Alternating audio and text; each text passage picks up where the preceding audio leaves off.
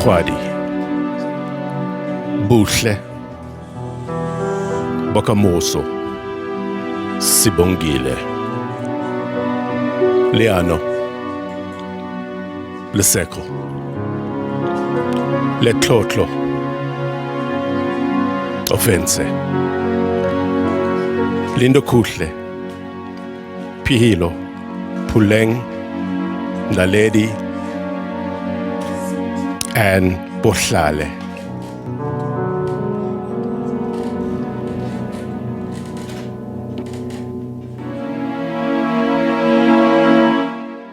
They prepared themselves in that morning. They were in their uniform. They were wearing their boots. They were ready to go and take education with its horns. Allow me to give these children a general salute.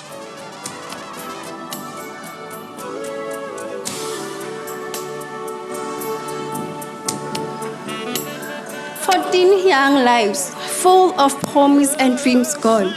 Their smiles and future bright, cut short in a moment. We are heartbroken, not only as teachers, learners, but as mothers, brothers, sisters, and siblings. We lost angels, but heaven has gained ones. For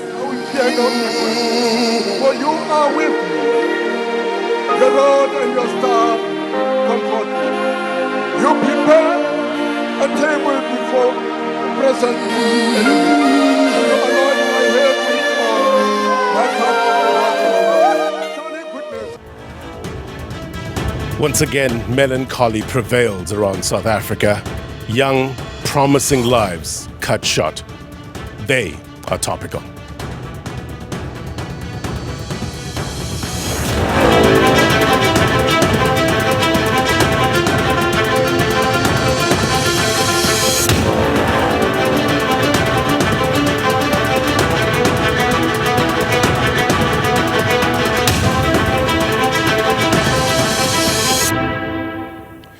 A very good evening to you, South Africa, and those watching around the world. My name is Blaine Herman, and this is It's Topical. We welcome our panel, our live studio audience here tonight as we get to hear them and their lived realities. We'll get a sense of who I'm talking about in a short while. It's been, no doubt, a tough day and a tough week.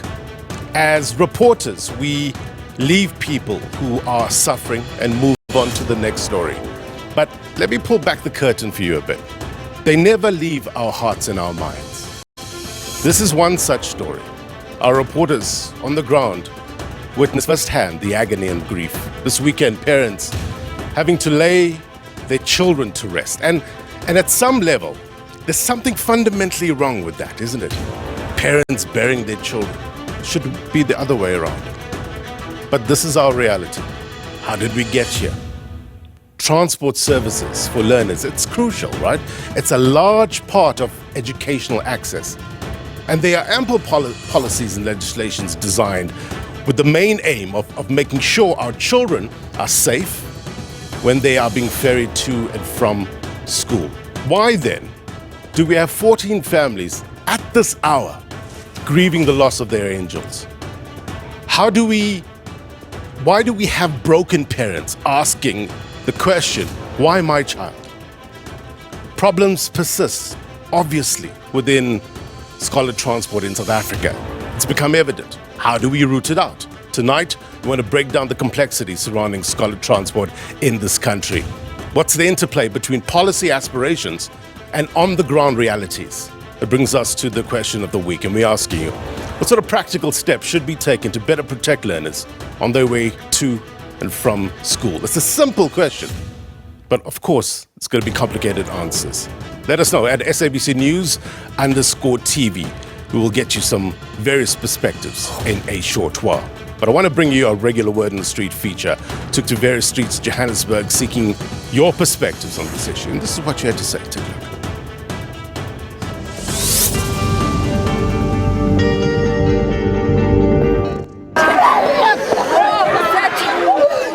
It it's really a tough thing to know that you thought that your child was going to school and now they're not coming back. So for stuff like that, there really needs to be a calling for taxi drivers and whoever's involved in terms of public transports to ensure safety for not just the kids, but for any general person who's taking public transports, especially in busy roads. To the parents, I say, if you are going to get a school transport for your kid, ask the driver how many kids you have in that car, and ensure, like, before you even put your kid into that transport, maybe take a second to count with how many kids are in this transport, especially for those whose kids get into a transport last. Why are you putting your kid into a transport that has 50, let's say 20 students, and yours is like number 21, and you're okay with that? Where's the safety element in that? I think there'll need to be better regulations from the government, as the taxi drivers and taxi owners are reckless, not just with scholar transport, but with normal day-to-day transport for commuters. So with better regulation and enforcement of bylaws and laws, I think this will improve the safety. From the government side, they need to impose stricter measures on how they issue PDPs and how they regulate who they issue these PDPs to. I think the government should intervene heavily on this. Again, why does it always take tragedy to this extent for awareness to be raised around certain situations? Essentially, it is important for parents to vet their drivers before they actually get their kids in transports. And I do understand that January is a time where parents are desperate. Imali just runs out in January, but I really do believe that parents should ensure that they vet and ensure that they tell the driver to drive carefully.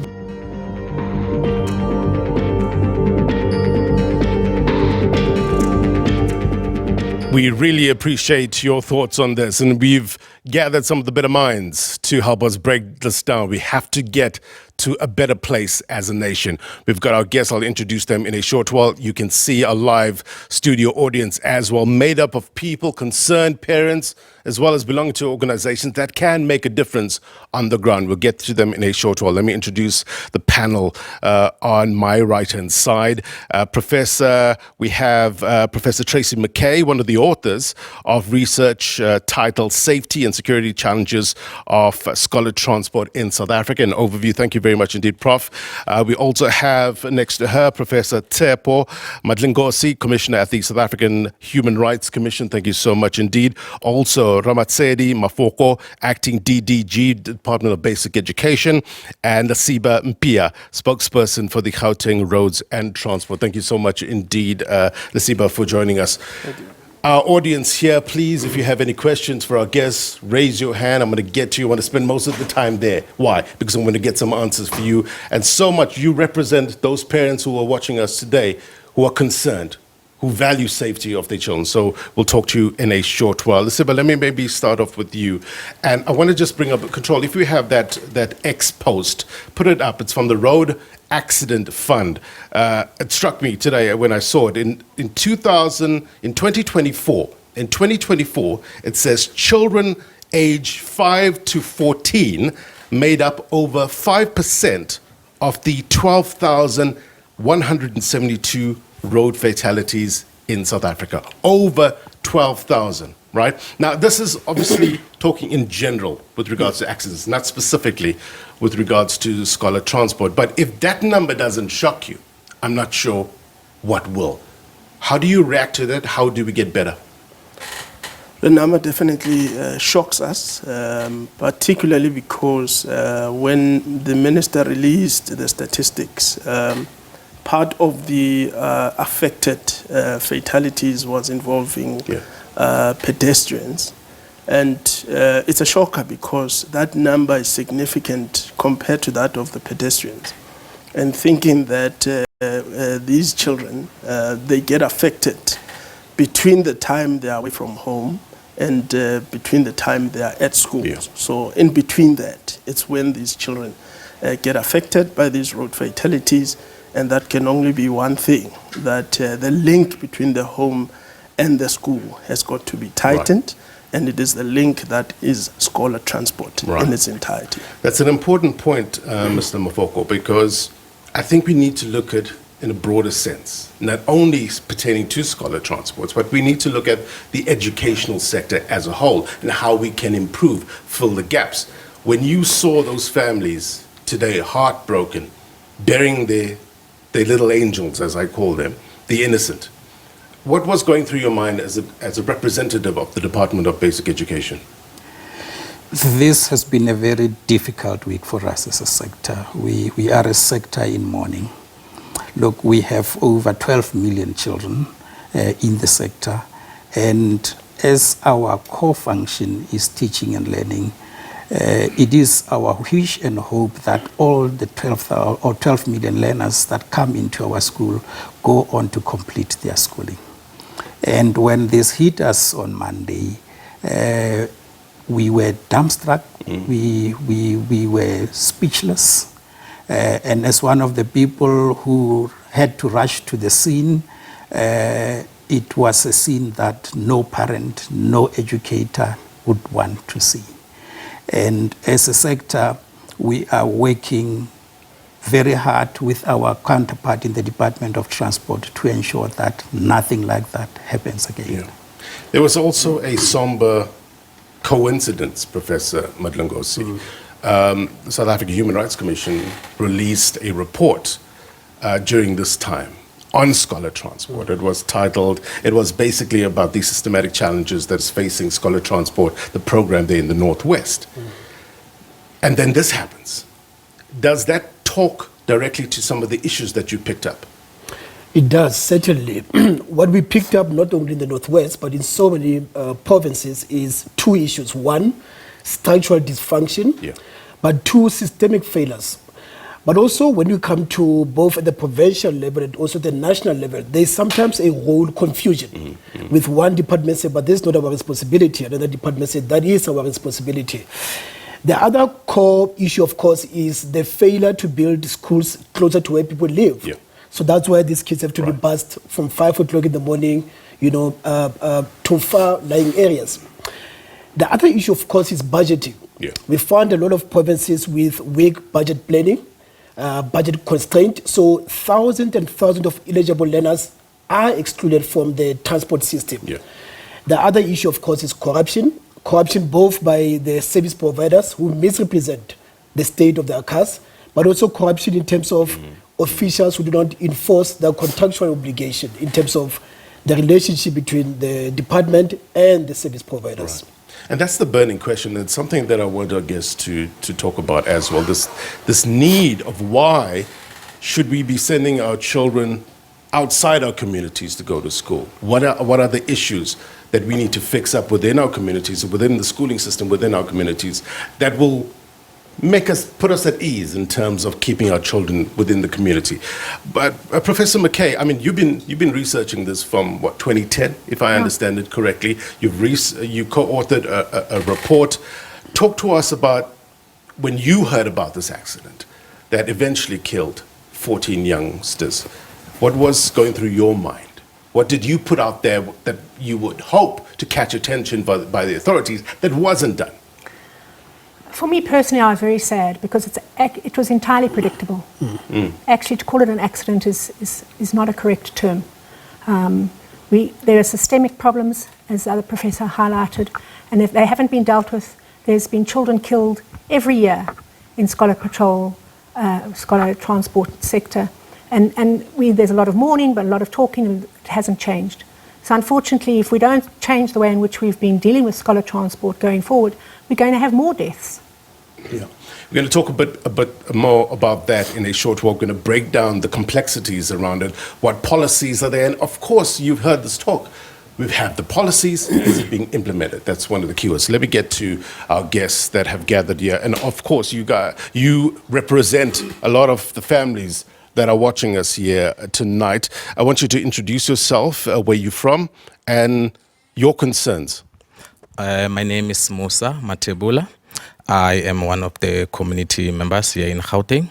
So obviously, as one of the parents who has a child who is using scholar transport on a daily basis, my biggest concern is that there is a big gap between the transport operators, the Department of Education, and also as well as the transport department as a whole. It seems like the responsibility only happens when there is a problem.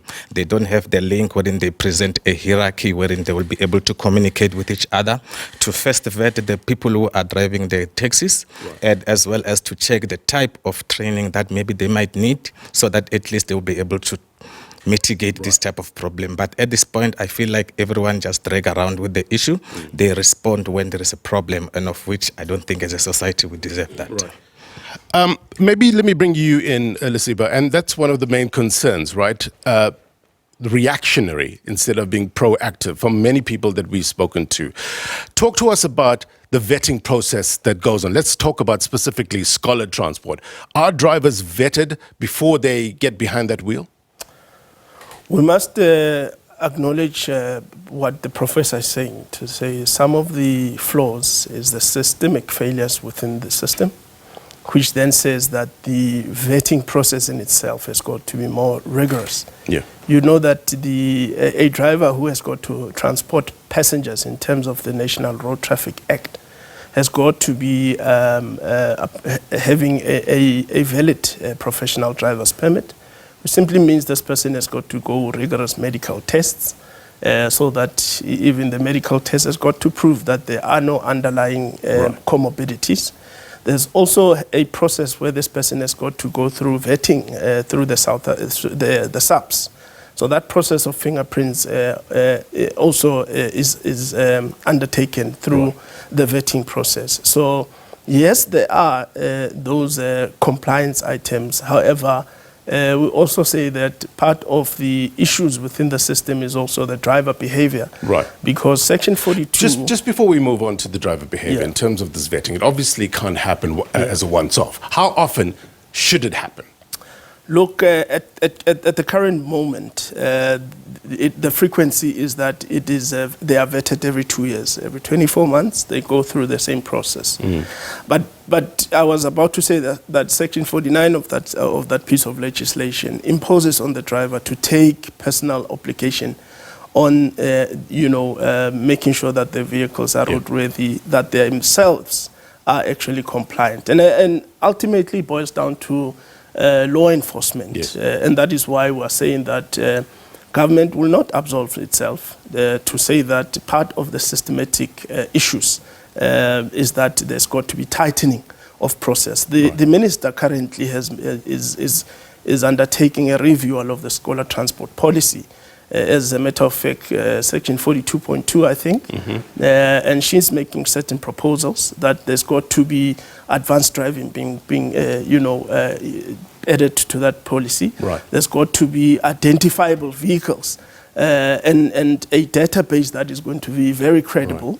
And then lastly is a situation whereby these vehicles are having to undertake rigorous roadworthy tests. Let me bring you in, sir. Your name and the organization you represent, and does that give you a measure of comfort, a measure of solace? Yes, my name is Pilani Ramarutsi. I'm the spokesperson of Gauteng Education Transport Services, the organization that is responsible for transporting learners from home to school. We are registered with the Department of Transport as a transport service provider. We've been having engagement with the department for quite some time. We were regulated in 2003 and continuously through the processes of engagement, we have been engaging with the department with various MECs. But now the challenge is when this MEC gets removed, there's no institutional memory that remains. You get the new MEC coming with the new regulations and the new laws. Then there's no consistency in terms of the department. Now, I think I'm happy that Lesiba is here so that he can be able to clarify. Like during the course of this week, vehicles of learner transport were impounded. Part of the reasons that they were impounded, it was that they did not have the operating licenses. Which fairly government knows that it is their responsibility and it's in their shoulders in the Gauteng Department of Transport that the failure for most of the operators to get operating licenses, it was the backlog from their side. There was a moratorium that was placed last year that operating licenses are not going to be issued up until there's a certain stage where the the backlog has been addressed. Now the MEC is coming with new regulations that there must be contract with the school, the private scholar transport operators, ourselves, need to have a contract with the parents, need to have a contract with the school. Lesiba, just note that, and I want to get an answer from you, but it doesn't matter, I guess, which MEC comes in, right? Or what regulations are being pushed forward. The basics should still be the same. The basics of a roadworthy vehicle, the basics of a driver taking responsibility of the precious cargo that they're driving. How do you vet your drivers? How often do they go for testing? In terms of our organization, we started with the partnerships with the Gauteng driving schools to check with them if they will be able to assist us in terms of making sure that there's a refresher, because we need a refresher. We can have a PDP which lasts for 2 or 3 years, but then if you don't have a refresher, there's no need for you to be on the road, because it will be like you are used to the road and you can even overtake when even it's unnecessary. So as Gauteng Education Transport Services, we are making sure that we are vetting our members. We have a code of conduct that we are, before an owner it's admitted into the organization, there's a code of conduct that the owner must sign, because mostly the contract that we're having is with the owners, not the drivers. And the owner is the one who appoints the driver. But we cannot isolate the two from the situation. If the owner gets on the other side of the law, or the driver representing the owner becomes on the other side of the law, then as an organization, we take disciplinary measures for those kind of... So do you think in a situation like this, owners should be held accountable as well? Yes, there must be a recourse. There must be a valid statement that must be issued, and an investigation. Like if the case is currently sub judice, there's nothing that we can comment further on the incident itself. But after the report has been released, then we'll be able to take action as an organization on what are the disciplinary measures that needs to be taken. No, that's point taken. Investigations must be allowed to give it space for them to get to the truth, number one, but figure out how do we prevent this. Lesiba, before we go to a break, please answer the question with regards to the regulations. Look, any MEC that comes in is a successor in law, so there's no changing of regulations. There's no new regulations that come with a new minister. Maybe the agility of implementing legislation is one thing that is debatable. But I want to say that I would want to challenge or invite Mr. Ramarutse to one of our pounds and to see the vehicles that indeed were impounded, that can he approve that they be released back on the road. But he knows, Mr. Ramarutse, that the MEC would have had a crisis committee that sit bi-weekly with all stakeholders to engage on the issue of the backlog of on operating licenses affecting the taxi industry, the scholar transport and e-hailers. And when and the department would have acknowledged that there is a backlog dating as far back as 2009, by the way. And that is why we are saying that the MEC is a successor in law. She has tried a level best to push back the backlog. And the MEC, empowered by law, would have given amnesty to the industry to say, if you can prove that you have an expired operating license, and you can prove that you are waiting, you are able to produce a receipt, indeed law enforcement will actually give you a reprieve. But in many instances, we found out that the operators are applying at the associations instead of coming at the door of the department, which is an anomaly, by the way. And you would agree, sir, two wrongs don't make a right. The priority needs to be the safety of our learners. If a vehicle is unroadworthy, it's unroadworthy. That should be the bottom line, right? We'll get more of your response in a short while. We need to take a quick break. The question we're asking, we're looking for practical examples. So we don't want to be talking about this again. Too many people are hurting tonight. Too many people are suffering tonight. They've lost. How do we get to that better place? More next.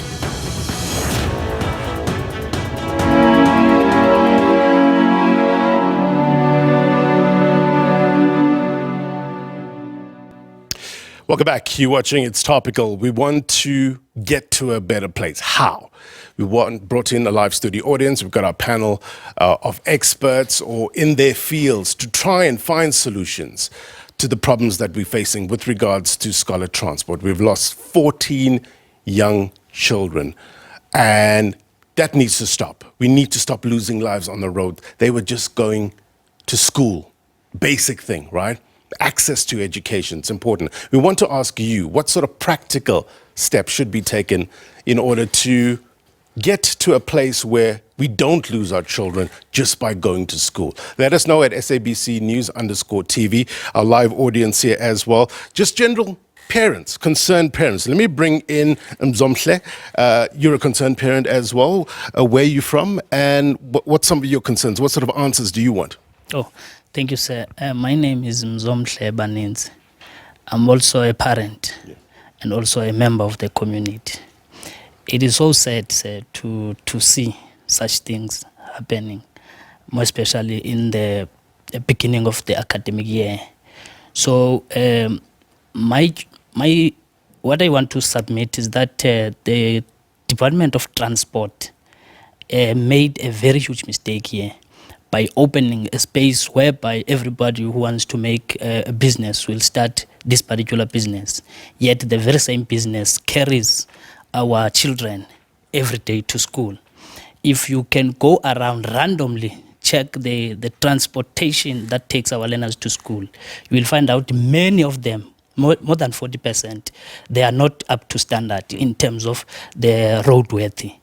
Number two, it is so unfortunate that the Department of Education sees themselves being dragged by the Department of Transport to this kind of an issue. And lastly, I will also blame the parents, the members of the community, that when they see their kids are being packed, overloaded into the transports every morning, they keep quiet. So this thing could have been avoided if the Department of Transport managed to stick to their rules. Thank you, sir. Right. Lesiba, I'll come to you in a short while, but let me bring in Mr. Mafoko from the Department of Basic Education. Do you think basic education can play a bigger role in terms of finding solutions to this problem? Certainly. Look, as I indicated at the beginning, when parents leave their children to go to school, they give those children to us. And it is our responsibility to ensure that this matter is addressed. Look, learner transport, whether it is subsidized transport or unsubsidized transport, has to adhere to certain conditions. And it is the responsibility of all of us. And at this stage, it's not a point where we need to apportion blame to anybody. We need to dig down as parents, as the Department of Transport, as the Department of Education, to find a lasting solution such that we do not find ourselves in this situation again. Not only in Gauteng, not only in KZN, but across the country. I don't want to be in a situation where we again have to talk about children being lost. We want to see children get into matric, get into university, and getting on with their lives. Professor Madlingozi, I mean, that's one of the main aims of your research, your report, as well as the directives that you've issued. What sort of directives have you issued? Who does it pertain to exactly? Well, first of all, I agree that this is not the time to apportion blame, but it's also not the time for platitudes. You know, we see these platitudes being trotted out every time kids are dying. Well, we've made a number of recommendations, very, very clear recommendations. First of all, we are saying we want a joint report from the Department of Transport and Basic Education. It has to be joint so that there's no fragmentation, so that there's no, anything falling through the cracks. Number one, we are asking for a call center, a complaints call center, where parents can anonymously raise their complaints, can anonymously report on unroadworthy transport, whether it's subsidized or unsubsidized. Secondly, the exclusion of learners with disabilities is a huge issue. So within 90 days, we want to see a framework for accommodating learners with disability. The third thing that is important is the marking of vehicles. You know, when you go to the United States of America, you see these yellow buses, that are school buses. It gives you comfort. It gives you a sense that there is some control and coordination. So the marking of transportation will be important. Within 180 days, what we want to see from the National Department of Education is a complete review of the protocols, but also the policy in terms of learner transport. Right. The policy is a fair policy, but there's some gaps in the policy. There's weak enforcement mechanisms. But there's also an issue of law enforcement. As Mr. Lesiba was saying, you can have all the policies that you like, yes, but this idea that you'll have blitz now and then where you have roadblocks and you stop people after an accident, it's reactionary and it does not help. So our directives are very clear. They're time-bound. They're directed both at the national level as well as the provincial level. But if these departments decide not to implement these remedial measures, what can you do? They cannot implement them. I mean, we are a constitutional body. We are established in terms of the constitution. Therefore, we come with constitutional powers. Our act is also very, very clear that anyone who obstructs us in our work commits a criminal offense.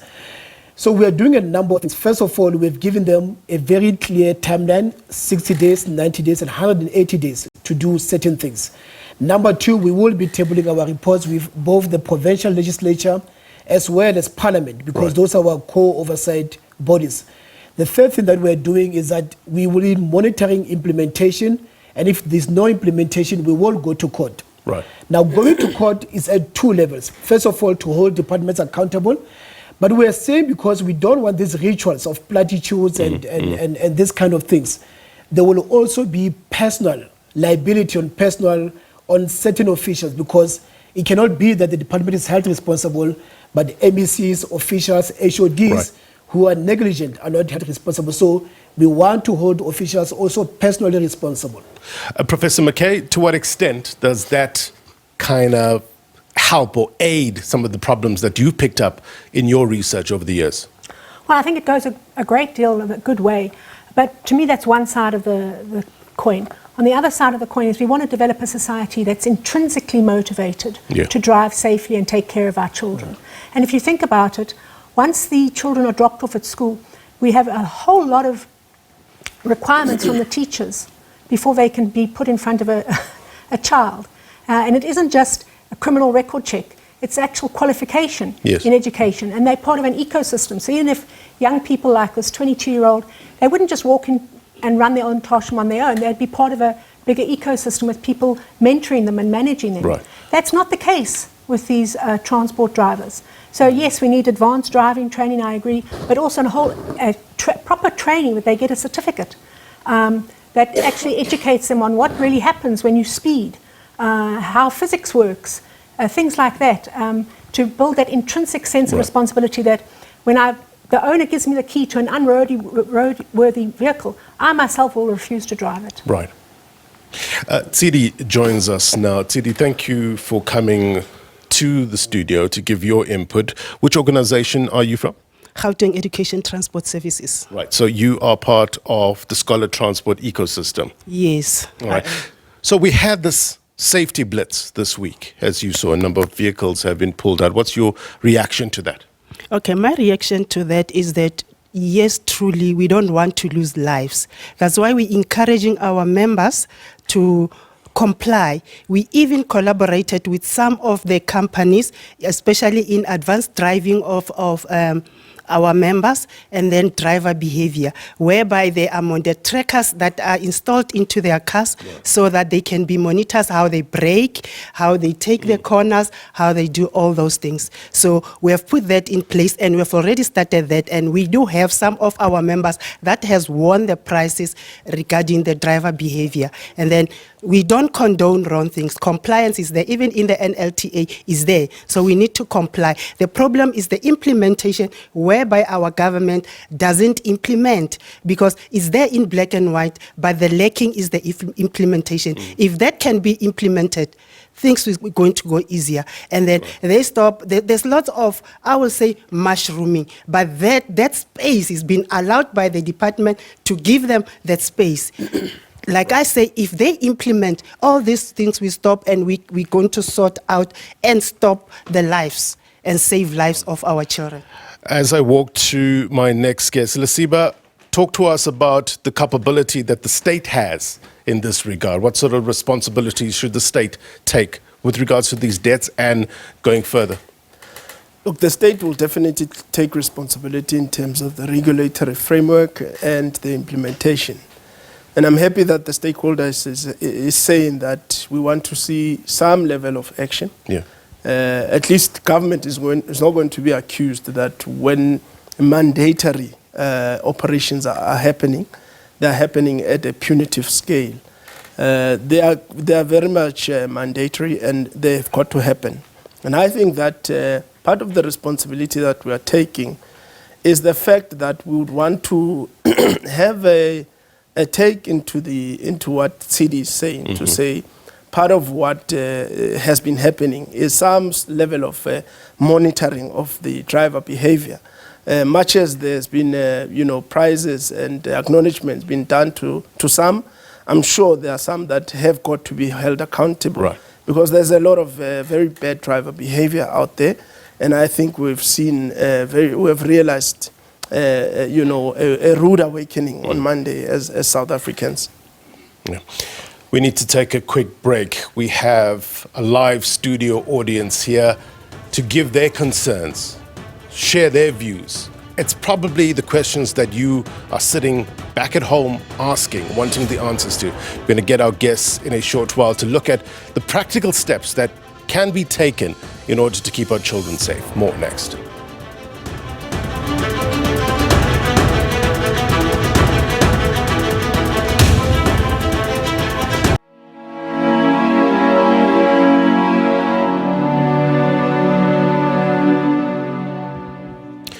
Welcome back. You're watching It's Topical. We are throwing the focus on the scholar transport system, and we're asking you what sort of practical steps should be taken in order to protect our children, in order to make sure that they are safe going and coming back from school. It's an important question. We can't lose more lives. It's just unacceptable what parents are going through currently.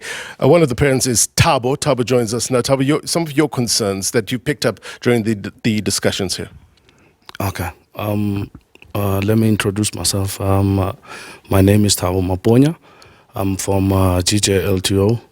I'm also from Scholar Transport.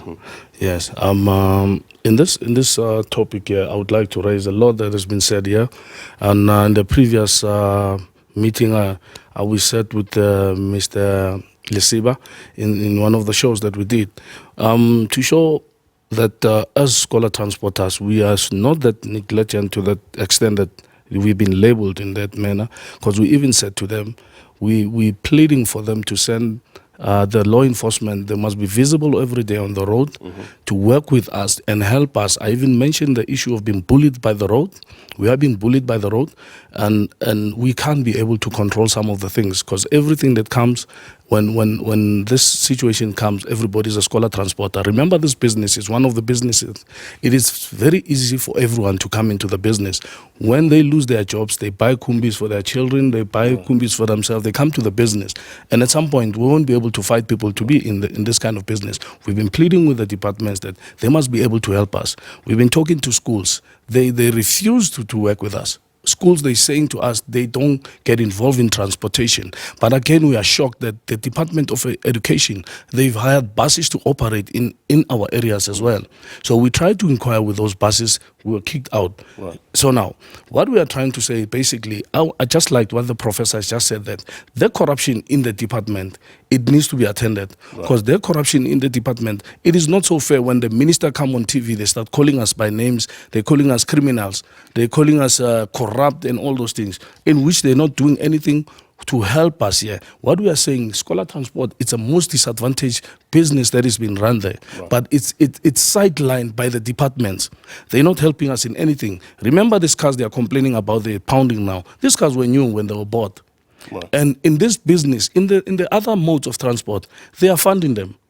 They are helping them to take the old cars and give them funding for them to be able to get new cars. Why aren't they helping us in that way for us to be in a better state? Let's get some reaction or response from the Department of Basic Education. Look, maybe let me just clarify. There are, in 4 provinces, the function is implemented by the Department of Basic Education, and in the other 5 provinces, the function is implemented by the Department of Transport. So in terms of the procurement processes, it depends on which department is implementing at that particular province. So let's take in the instance of the Department of Education in Gauteng. In this instance, the procurement would be done by the Department of Education. And there are processes that are followed and check that the service provider complies with all the issues that are required in order to ensure that when an allocation is made, it is made to the correct person. Unfortunately, we cannot appoint everybody. I think that is understandable. But it is our wish that everybody that we appoint as a service provider to transport our children has got a roadworthy vehicle. The driver is properly licensed, and it accounts to all the issues that we have raised.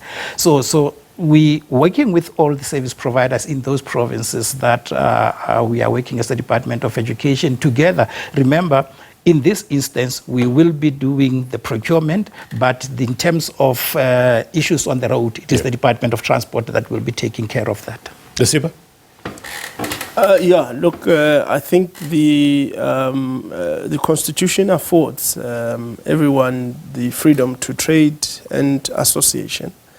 And I heard the gentleman was saying that we have got to, somewhat become a barrier to entry. It's going to be very difficult for us to do that.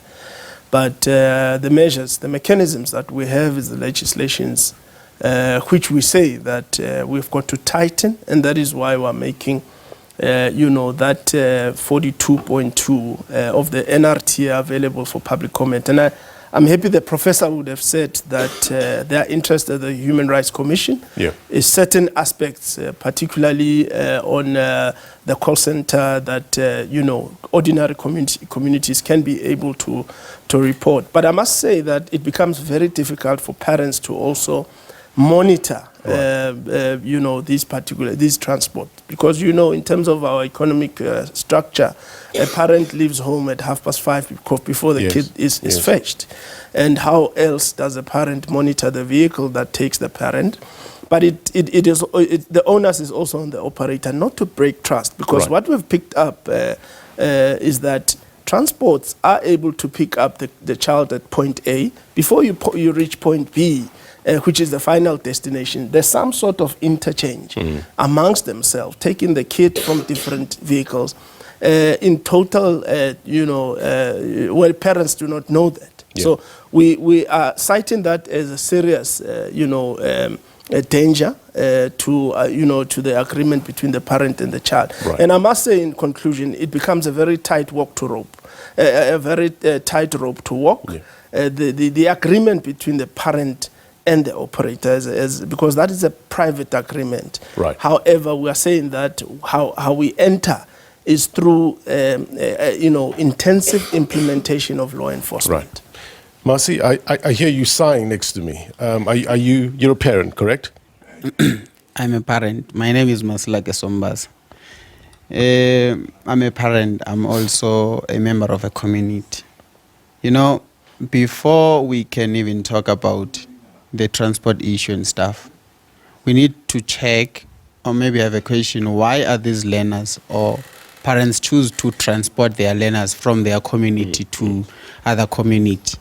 It may be because of the admin policy issues, or maybe the schools that are situated in their community are not providing proper education for the learners, because parents are desperately need to see their children succeeding.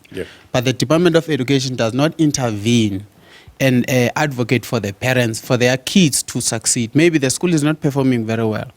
Now, it needs the intervention from the Department of Education so that the learners, whoever is admitted to that school, the learner will be able to pass. Every child would love to send or have their kids enrolled in a school that is doing very well. So the Department of Education, to mitigate against such, because there would be no need to transport a kid to the school that is far if the school that is around is doing very well. So the policy issue should be revisited, and the performance of the school that is situated in the community should also be not to be let be done like that. Mr. Mafoko, I think that's the bigger issue here, right? Are there any plans to not only reopen schools within communities, but get them up to a standard that parents are comfortable to send their children to within the community? Yeah, let me start off by indicating that you find a situation where even in instances where there are schools locally, parents use their prerogative to take their children to other schools. There is this perception that schools in suburban areas provide better education than schools in townships and rural areas. But if you look at the matric results that were released this year and even last year and for a few years back, you'd realize that schools that performed better and released bachelors and so on are schools in quintile 1, 2, and 3. So the myth that schools in township and urban areas are not providing quality education, we need to address that and ensure that parents start having pride in schools that are in their locality. And if we start we succeed in that, then we will start seeing parents taking their children to local schools rather than having to transport them to schools in far-off areas. And unfortunately, this is what led to some issues that we have as a result of privately arranged transport, because in terms of the subsidized transport, there are very clear guidelines in terms of the distance. So we cannot transport learners to a school of choice. And as a result, parents are forced to do these private arrangements that we find ourselves in at this moment. Let's shift gears a bit, Musa. We've come full circle, so to speak. And I know that you're pretty prolific on social media. And I wonder the conversations on social media, what's been happening, how it's being portrayed, whereby videos are circulating without parents being informed, the parents that have lost. What did you make about that? I think as someone who has a big following on social media, I think as well as social media experts or users, we have a big responsibility, and sometimes I believe we lose it, whereby we are quick to post things that we're not supposed to be putting on socials. And sometimes it could be that people rush for the monetization, wherein if you post this, you will be the one to break the news, of which sometimes it becomes irresponsible. So I would like to tell everyone outside there who is into this social media platform, let's also play a responsibility wherein we cannot see a parent seeing a child on socials before the officials inform them. That becomes irresponsible. And then the last point before you pass, I just want to correct another point that my brother there has mentioned, that sometimes parents has a responsibility, or they have to take responsibility of their children not being overloaded on the scholar transport. I think sometimes it becomes a problem because, for example, if I'm a parent and then I'm paying 700 rand to this scholar transport, and then the driver tomorrow comes with 18 kids, and then I complain, then he tell me, Musa, take your child, look for someone else. Then it becomes a problem. My child tomorrow doesn't have transport. So I think there is a gap in between the scholar transport, the parent, and the Department of Education as well.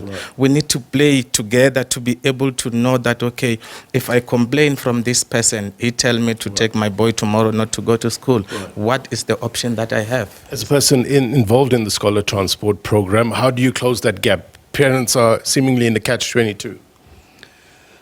The parents must rely on the service that has been provided. The need for transport is not going to reduce, irrespective that a school can be built in the neighborhood. There'll still be a need of kids to be transported to that point, from point A to point B. There are kids that cannot walk to school, even if it's nearer. But after 5 kilometers, then there's a need for that child to be transported. So the need for transport is still going to be there. What we need is capacity building, and the Department of Education and Department of Transport must come in partnership, do a stakeholder engagement, do a situational analysis, look at what the problems are. In terms of Gauteng's Education Transport Services, we are also engaging the Department of Transport to also look into the issue of recapitalizing the vehicles that have been older on the road. Because you can call it a skorokoro, but then if there's, as government, there's nothing that you are doing to empower that side of business, on that side of transport, because it's a need. That the scholar transport is a need it's a need that it was created far before even people can realize that it was a business, it was a need. Now, if you can recapitalize our transport, the issue of the policy, I think even provinces, because there are dynamics within different provinces, if there can be a Gauteng scholar transport or a learner transport policy, which addresses the issue specifically, the Human Rights Commission We report. have to pause. Let me get to your answers before we run out. Okay. So, let me throw the last point to you. Is that an option in terms of recapitalization? It's a conversation that I think we must have. It's linked to the fiscus of the country, as a bottom line. But I think it's a conversation that we must have as government and its stakeholder. And I think that the Ramaroots is quite correct. Yeah. If you look at the margins that the scholar transport makes, very thin, which tells you that the scholar transport is not necessarily a business to say, but a call of public service. These are a very important stakeholder to government. They perform a very important function to government. And that is why we have got to have a very healthy ecosystem between ourselves. There cannot be hostilities. And I know that the incident that happened might have sparked specific, robust conversations between ourselves. But I think we need to go back to the table and try to see what works in the interest of the country. Yeah, no doubt animus needs to give way to a conversation. Thank you so much indeed. Time is never on our side, but we started a conversation. No doubt we must keep on talking, but there needs to be a point where we stop talking. Action needs to happen to keep our children safe. Thank you very much indeed, all of you, for joining us. All right, before we go, here's my take. We have to ask ourselves what matters. The safety of our children is paramount, you would agree. And I know this is going to be difficult to do, but enragement that we now feel needs to give way to engagement, right? Engagement on how we can collectively help keep our children safe.